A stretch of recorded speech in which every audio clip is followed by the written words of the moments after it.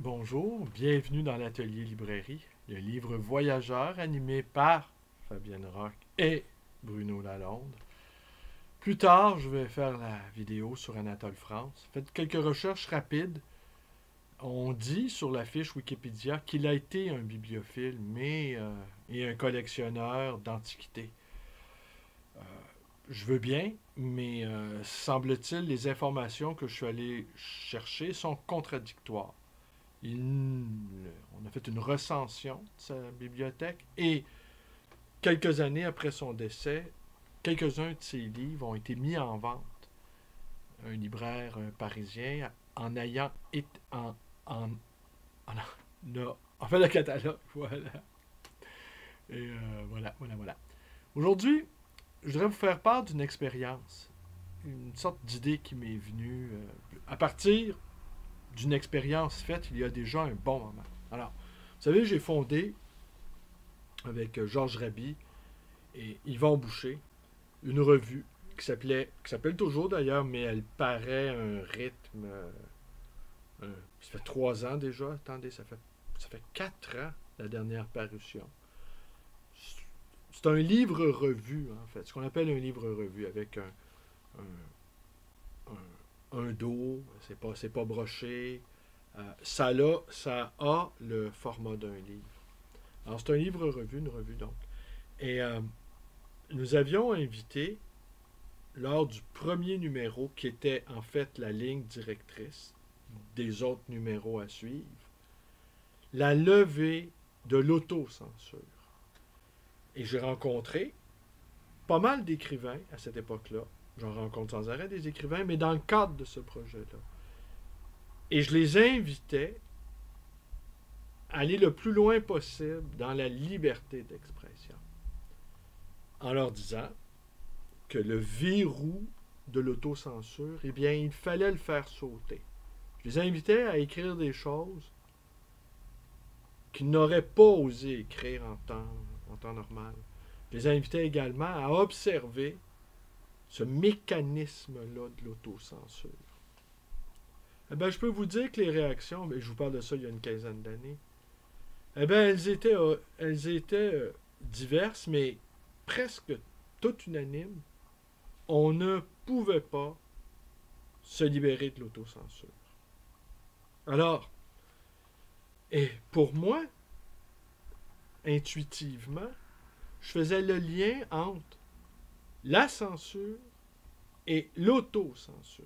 Qu'au fond, la censure, d'abord, elle s'exerçait, elle était intériorisée, elle s'exerçait d'abord à l'intérieur des mécanismes de création. Parce que je pensais, et je pense toujours qu'on doit écrire les choses qui ne doivent pas être écrites. Qu'on doit aller le plus loin possible là où ça fait mal. Si ça fait pas mal, c'est que ça fait rien. Je dis pas que toutes les formes d'écriture doivent aller dans ce sens-là et avec cette méthode-là.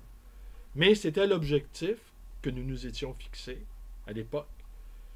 Et je suis resté en quelque sorte fidèle à cette ligne de pensée d'aller le plus loin qu'on pouvait aller dans l'impensé, voire dans l'impensable. Et les réactions des auteurs qu'on invitait à participer à ce projet, en ayant en tête de faire sauter les verrous de l'autocensure, ils étaient horrifiés. Ils étaient horrifiés. Mais vraiment, là, comme si je les invitais à se mettre tout nus et à se jeter dans le fleuve Saint-Laurent. Comme si je les invitais à sauter dans une marmite d'eau bouillante. Plusieurs ont décliné. Il faut dire aussi la réputation de mon distingué collègue Yvon Boucher était plutôt sulfureuse. Yvon Boucher avait eu toutes sortes de problèmes au devoir. Il a été critique au devoir. Il a eu toutes sortes de problèmes. Parce que lui, la question de l'autocensure, il l'avait bien réglé le concernant. Alors, il invitait, mais peut-être que ça, il invitait ses collègues à en faire autant. Et peut-être que la réputation sulfureuse d'Yvon Boucher a été en partie une raison du refus de certains de collaborer à notre aventure. Et d'autres l'ont fait de manière très timorée en nous expliquant qu'au fond, ils avaient été le plus loin qu'ils avaient pu là-dedans. Force est d'admettre qu'ils n'avaient pas été très très loin. On me dira, il y a quelque chose de l'ordre pratiquement de la perversion dans ce désir-là de faire sauter les verrous de l'autocensure. Toute vérité n'est pas bonne à dire. Hein? Toute vérité n'est pas bonne à dire dans le cadre de notre vie privée, avec nos proches, nos amis et même nos adversaires politiques. Il faut rester courtois. Mais dans le cas de la création, là, c'est déjà autre chose. La création, c'est un outil, ça peut être un outil de connaissance.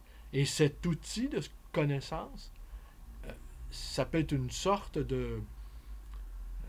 Ça peut nous entraîner très loin dans les abysses, ça peut nous entraîner très loin dans les bas-fonds de la psyché humaine. On le sait, Dostoïevski était un lecteur des quotidiens, il faisait la lecture des journaux, et il y trouvait matière à réflexion. Et encore aujourd'hui, on peut trouver, écoutez, il y a trois nouvelles que j'ai lues dernièrement qui m'ont, dans le Journal de Montréal, qui m'ont assez effaré.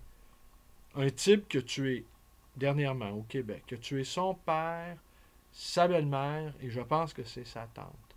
Et là, il y a son procès qui se tient. Et il accuse les victimes qu'il a assassinées. Il raconte même qu'il a attaché son père, qu'il l'a torturé. Et... Ah, ben écoutez. Bonjour, bonjour. Bonjour.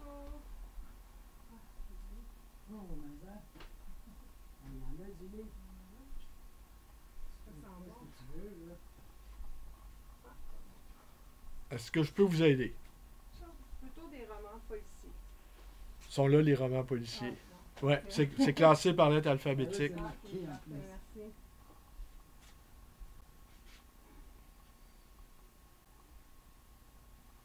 Est-ce qu'il y a un auteur que vous cherchez? Pas vraiment. D'accord. Ah, Robert Ledbon.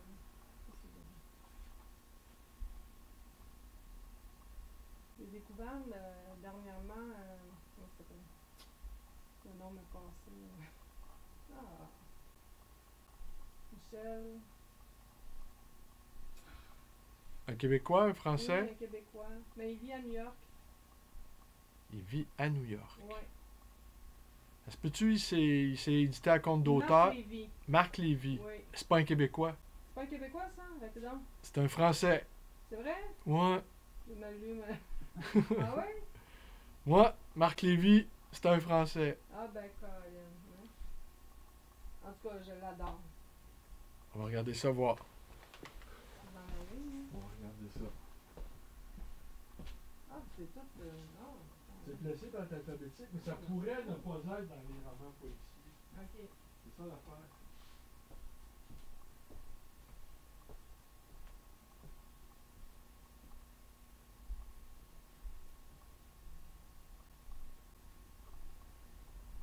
J'en ai un ici, j'ai l'horizon à l'envers. Ah, il est gros pour ça. Oui. Ouais, il est gros par exemple. Ah, ben, c'est grave, ça. Ah, ben, c'est en français. Ouais, oui. Ça donne affaire, ça. Personne n'est parfait, hein?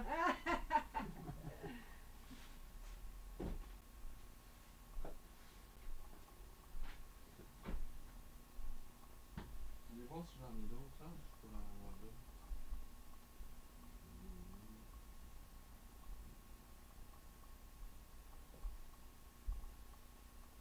C'est des histoires, oui. Comment tu connais?